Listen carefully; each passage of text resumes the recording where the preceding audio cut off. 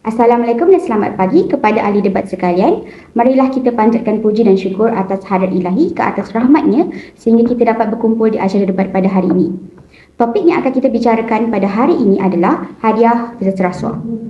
Saya, Nurul Amy Wadina binti Rosli, selaku moderator akan mengatur jalan debat pada hari ini. Peserta debat pada hari ini terbahagi kepada dua kumpulan, iaitu di sebelah kiri saya adalah kumpulan rasuah dan di sebelah kanan saya adalah kumpulan hadiah. Selanjutnya, saya mempersilakan kedua-dua ahli kumpulan untuk memperkenalkan diri. Dimulai dengan kumpulan rasuah dan diikuti oleh kumpulan hadiah. Saya Putra Rakyat Firdaus. Saya Nurdina Sofia binti Yusof. Saya Muhammad Huzana Emilia. Saya Nur Elisha Huzana binti Syamil.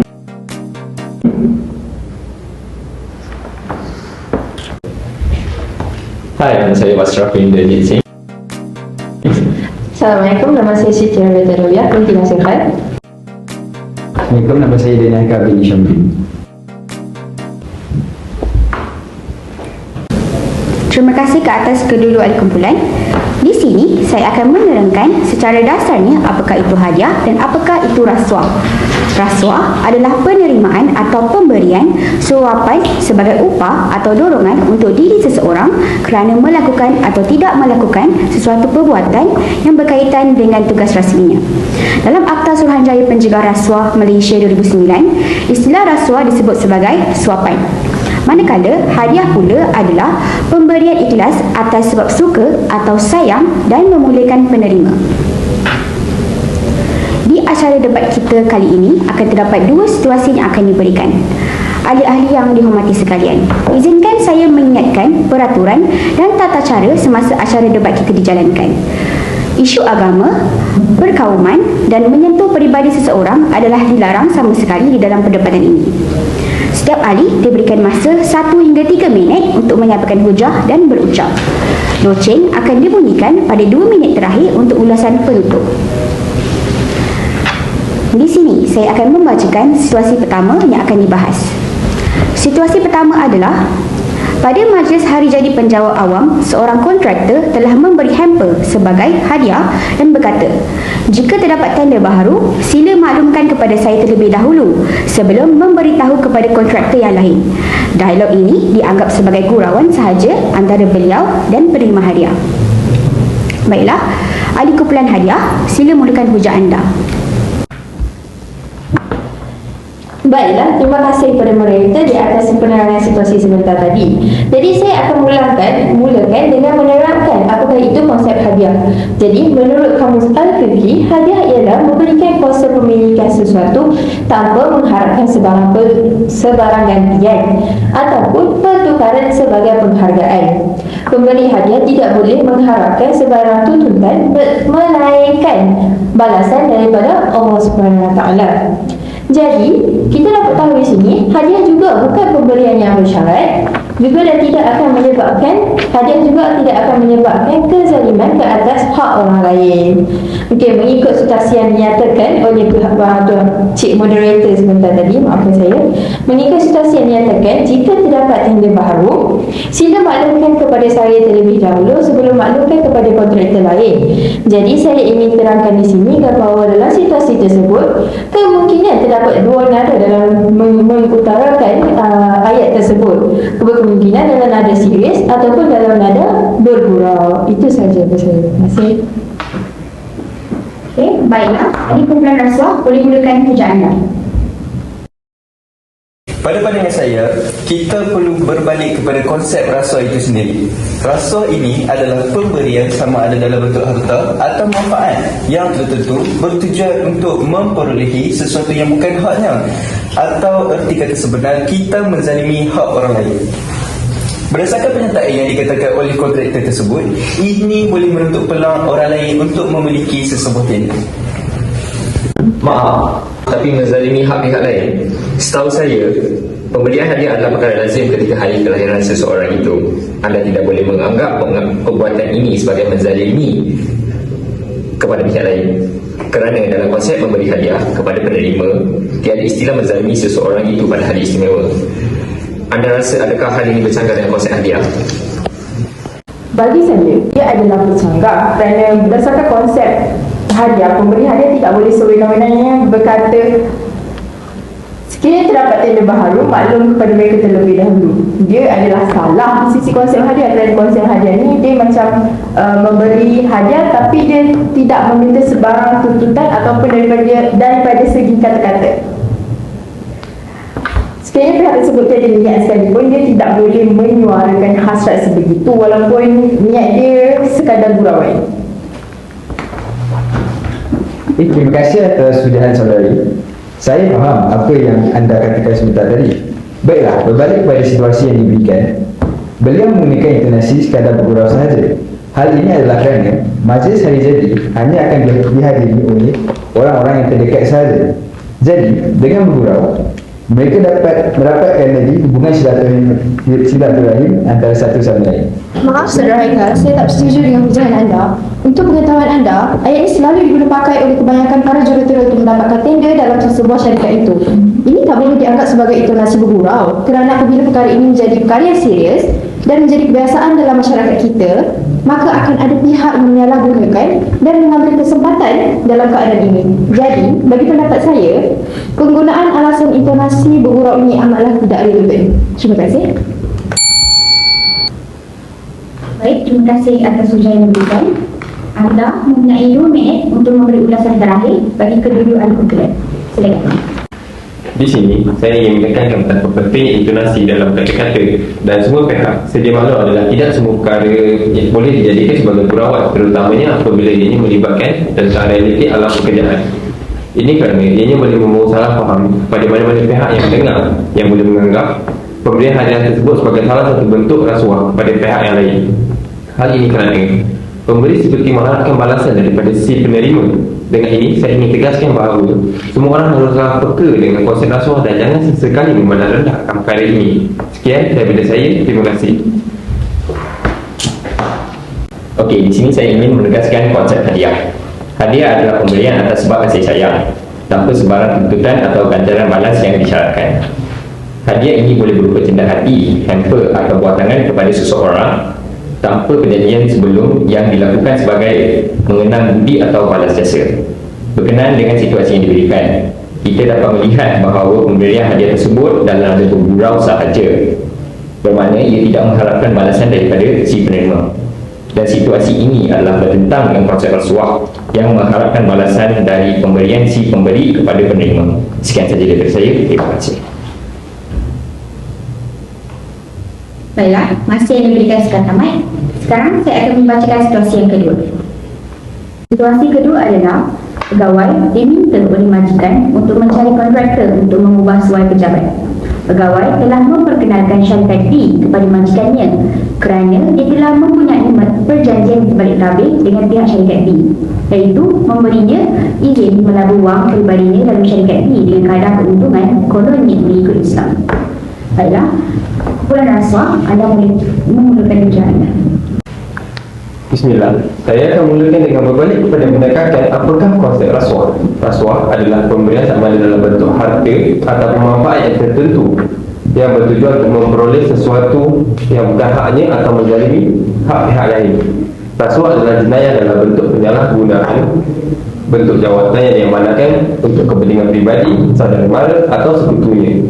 Berdasarkan situasi yang diberikan, kita dapat lihat dengan jelas bahawa pegawai tersebut telah menerima rasuah untuk kepentingan peribadinya, iaitu melabur wang dalam saham syarikat yang meminta beliau untuk mempromosikan tender syarikat beliau.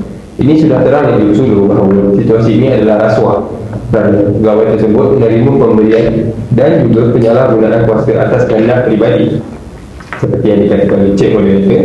Dalam situasi ini, di mana pegawai tersebut akan dapat melaburkan wang sebagai keuntungan dirinya sendiri sahaja. Terima kasih. Okey, jika melihat pada konsep hadiah pula, hadiah adalah pemberian atas sebab suka yang boleh berupa cendak hati, hamper atau buah tangan kepada seseorang tanpa sebarang perjanjian. Di sini, sebagai pihak pegawai yang menerima wang, mereka akan menganggap wang tersebut sebagai hadiah untuk menjalankan tanggungjawab beliau sebagai seorang pekerja. dan untuk menentukan keputusan tender tersebut jatuh ke syarikat, mana ia tidak akan diputuskan oleh pegawai tersebut tetapi akan ditentukan oleh pihak atasan. Pihak atasan sudah semestinya melihat kepada pembentangan bagi setiap syarikat dan membanding dari segi kualiti bahan dan harga di pasaran. Dengan ini dapat dikatakan bahawa ini bukanlah rasuah seperti yang dikatakan sebentar tadi. Maaf, untuk maklumat pihak Tuan, Akta Suruhanjaya Pencegah Rasuah 2009, Akta SPRM 2009, Akta 664 Seksyen 16 dan juga 17A mengatakan meminta atau menerima rasuah merupakan sebuah kesalahan. Selain itu, Seksyen 17B juga mengatakan bahawa menawar atau memberi suapan juga merupakan sebuah kesalahan. Dalam situasi ini, pihak syarikat telah menawar dan memberi suapan berbentuk wang dan juga kepentingan pribadi kepada pegawai tersebut. Selain itu, kita dapat lihat bahawa pegawai tersebut menerima rasuah dan memastikan tender tersebut diberikan kepada syarikat yang memberi rasuah. Dan saya juga ingin tekankan sedikit, rasuah juga merangkumi kesalahan menawar atau memberi rasuah, meminta dan menerima rasuah sama ada dalam bentuk wang, hadiah atau apa-apa perkhidmatan sebagai balasan untuk didapatkan sesuatu di luar saluran sah di sisi undang-undang. Dengan menerima wang tersebut, dia akan disalurkan melalui saluran yang tidak sah di sisi undang-undang, maka kita akan diklasifikasikan sebagai rasuah. Adakah anda yakin bahawa pemberian wang tersebut bukan berbentuk rasuah, bukan hadiah? Sebabnya kita tahu di sini syarikat tersebut ingin membuka satu projek baru. Projek baru ini selalunya adalah perkara yang sering menjadi sebutan orang ramai. Jadi itu adalah boleh jadikan sebagai bentuk hadiah kepada company tersebut. Jadi selain itu, berdasarkan akta yang disebutkan oleh saudari Sofia sebentar tadi, saya ingin mengatakan bahawa kesalahan rasuah berlaku apabila seseorang itu bersekutu dengan organisasi komersial yang telah menawarkan suapan rasuah yang berdasarkan perjanjian. Saya ingin tekankan berdasarkan perjanjian. Dan di sini kita dapat lihat bahawa mereka tidak melakukan apa-apa perjanjian antara pegawai tersebut dan syarikat tersebut. Ini menunjukkan bahawa yang perjanjian rasmi, kita tidak mengenai. Okey. Dan di sini kita dapat lihat bahawa mereka tidak melakukan apa-apa perjanjian rasmi. Ini bermakna kalau syarikat tersebut menang tender tersebut, tidak semestinya dia akan menjalankan janji dia.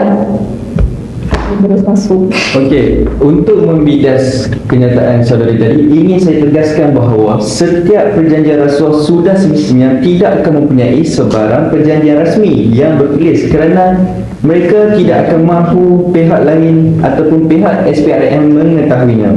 Sekiranya perjanjian ini diketahui oleh orang lain, maka akan terjadinya masalah yang lebih besar yang akan melibatkan hukuman sama berat dengan kesalahan Seksyen 17A, iaitu menerima rasuah dengan penjara maksimum 20 tahun dan didenda tidak kurang 5 kali nilai suapan jika suapan dapat dinilai, atau RM10,000, mana yang lebih tinggi. Oleh kerana itu, perjanjian tersebut tidak akan ditulis secara rasmi dan ia hanya akan melibatkan beberapa pegawai tertinggi dari syarikat tersebut dan pegawai yang telah diberikan rasuah. Selain itu juga, perjanjian rasmi tidak akan dilakukan kerana pemberi rasuah ini mudah lolos setelah mereka dengan begitu licik menyembunyikan jenayah mereka setelah memperdaya atau menggugur penerima rasuah agar rasuah itu tidak berkait dengan mereka.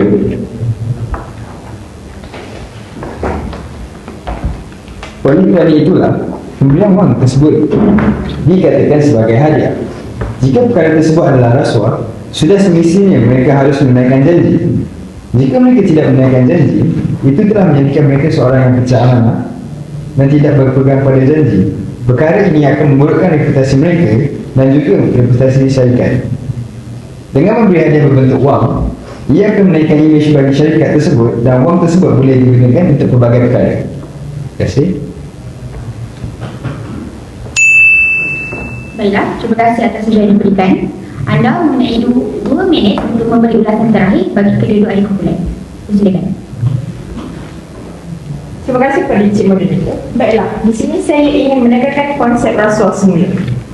Konsep rasuah semula ini adalah pemberian sama ada dalam bentuk harta atau manfaat tertentu yang bertujuan untuk kita memperolehi sesuatu yang bukan hak dia. Erti kata lain, menzalimi hak pihak lain. Seperti yang dikatakan oleh saudara Haikal sebentar tadi, sudah terang lagi bersulur bahawa itu adalah rasuah, bukan hadiah, kerana syarikat tersebut memberi sesuatu untuk mendapat sesuatu yang bukan hak milik mereka sendiri dan bertujuan untuk kepentingan diri mereka masing-masing. Berkenaan perjanjian yang dijalankan itu adalah berbalik kepada diri mereka, sama ada untuk menjadi seorang yang berpegang pada janji ataupun tidak. Okey, jika dilihat dalam konteks Islam, antara ciri seorang mukmin adalah sentiasa berusaha menepati janji, termasuk janji yang harus, apatah lagi pada perkara yang wajib dipenuhinya.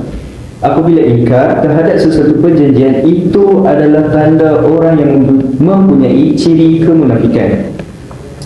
Rasulullah SAW bersabda yang bermaksud ada 4 sifat jika semuanya terdapat pada diri seseorang, maka berarti dia adalah seorang yang munafik. Jika hanya salah satu daripada 4 sifat itu ada dalam diri seseorang, berarti di dalam dirinya ada sifat kemunafikan sehingga dia meninggalkannya.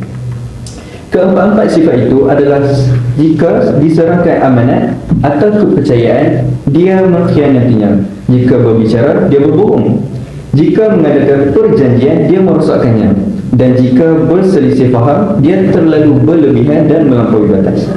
Ini sangat tepat dengan situasi yang dibincang dan merujuk kepada pegawai yang terlibat dan juga syarikat tersebut. Sekian sahaja daripada saya. Terima kasih. Terima kasih saudara Naim. Saya pula ingin menekankan konsep hadiah, di mana hadiah adalah pemberian atas sebab suka yang boleh berupa cenderahati, hamper atau buah tangan kepada seseorang tanpa bentuk perjanjian. Itu adalah keyword dia, tanpa bentuk perjanjian. Jadi di sini adalah pemberian wang, di mana ia dianggap sebagai hadiah sekiranya tiada bukti yang menunjukkan ia adalah bentuk rasuah. Dan konsep berbalik kepada konsep rasuah tadi, rasuah adalah untuk memberi sesuatu dengan mengharapkan balasan daripada pihak yang menerima rasuah. Dan di sini kita dapat lihat bahawa tiada bukti yang mendapati bahawa benda ini adalah rasuah. Jadi bila tanpa sebarang bukti ini, kedua-dua pihak maafkan saya, tanpa sebarang bukti, kedua-dua pihak di dalam situasi ini tidak boleh didakwa di bawah mana-mana akta yang termaktub bawah SPRM. Dan untuk membuktikan mereka bersalah, siasatan haruslah dilakukan dengan adil dan saksama. Sekiranya ini adalah fitnah yang dijatuhkan kepada kedua-dua pihak yang terlibat. Seperti yang semua orang sedia maklum, Nabi SAW mengecam perbuatan fitnah ini sekeras-kerasnya, sebagaimana sabda baginda yang bermaksud tidak masuk syurga orang yang menyebarkan fitnah. Hadis riwayat Al-Bukhari. Sekian saja daripada saya. Terima kasih. Baiklah, masa yang diberikan sudah tamat. Terima kasih saya ucapkan kepada kedua ahli kumpulan sebab kita kerana sedia hadir dan menyuarakan pendapat masing-masing. Sekian saja untuk hari ini. Terima kasih. Do ba do ba do ba do ba do ba do ba do do ba do do. Saya itu berdasarkan Sekali ni tak, aku lupa. Aku nak sambung ayat tak, pasal aku lupa. Saya Aku tak kau.